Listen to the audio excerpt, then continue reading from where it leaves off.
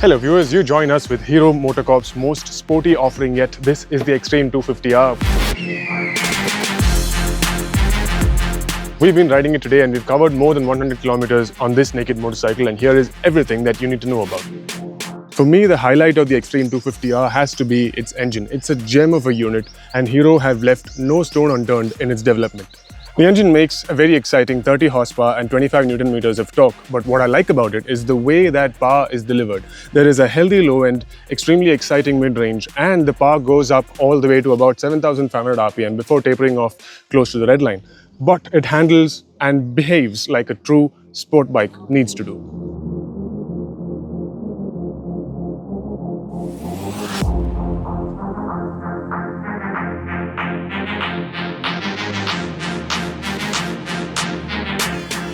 Like most modern products from Hero, this engine is also a testament to their improved levels of refinement. Until about 7,000 RPM, there's almost no vibration at all from the engine, and close to the red line, there's only the faintest of buzzes.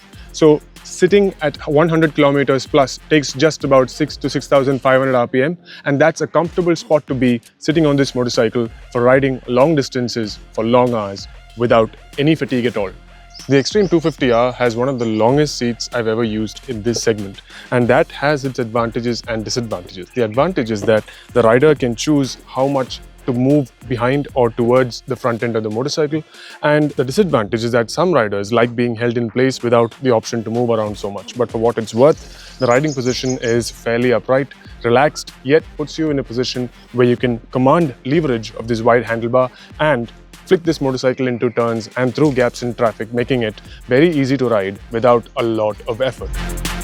The engine is a strong performer, but it would be no use without an equally compliant chassis, and Hero have achieved that with the Xtreme 250R. There's an upside-down fork at the front, the engine sits nestled in a trellis frame, and there's a monoshock at the rear. But unlike the X-Pulse, this monoshock is linked directly to the swing arm without a linkage. Now, having ridden the X-Pulse, we do feel the lack of a linkage, but for what it's worth, it's an extremely communicative chassis, has just the right amount of flex, and gives the rider a lot of confidence when going into fast corners, and reasonable stability when riding on highways as well. This motorcycle is offered with dual channel ABS as standard, but Hero are also giving it two ABS modes. There is road and track. The road mode works very well, but the ABS cuts in extremely early. So if you're somebody who wants to leave braking as late as possible, you may not really like the setting in road mode. We had expectations from track, but unfortunately we were not able to try it today. But for the way this motorcycle is capable of accelerating, we feel decelerating equipment could have been a little bit sharper and a little bit more potent. Hero have opted to use MRF rubber at either end for this motorcycle, and it is capable of generating enough grip to keep up with what this motorcycle is capable of doing. In terms of ride quality, the suspension may feel like it's being set up on the stiffer side, especially to me because I've spent most of my day yesterday on the X-Pulse. But without that bias, if I were just to look at it as what it is, then I would easily say that the ride quality is very comfortable. The motorcycle can be used every day in town and may suffer only on the worst of bad roads. Although it is called an Xtreme, the styling of this motorcycle is brand new. It's radical and it's given a new design approach to the entire Xtreme family. The redesigned tank and the cowls over here give the bodywork a voluminous feel at the front, giving the rider a big bike feel.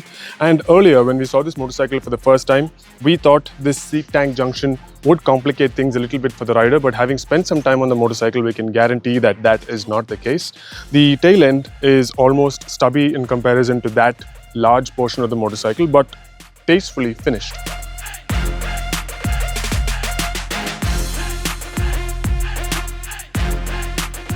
With the Xtreme 250R, Hero have managed to make an extremely sporty naked motorcycle. And it is not just a good looker, it is a good performer, it handles extremely well and is reasonably refined as well. And all of this at a package of Rs 1.8 lakh ex-showroom. Previously, As an overall all-rounder, the Suzuki Gixxer 250 was my benchmark in this segment, and having ridden this motorcycle for almost 100 kilometers today, I believe that it has what it takes to take the fight to the Gixxer. But one thing that we must note is that although it weighs only 167.7 kilograms, it is among the heaviest motorcycles in its segment. So how that will fare, we'll have to do in a back-to-back comparison test. But from today's experience, we are extremely pleased with what Hero have achieved. And going forward, we hope this is the benchmark that they set for all of their future products. There it is. That's all you need to know about the Hero Xtreme 250R. If there's something that we haven't addressed, do ask us in the comments and we will get back to you promptly. This is Joshua Verghese signing off for Bike India.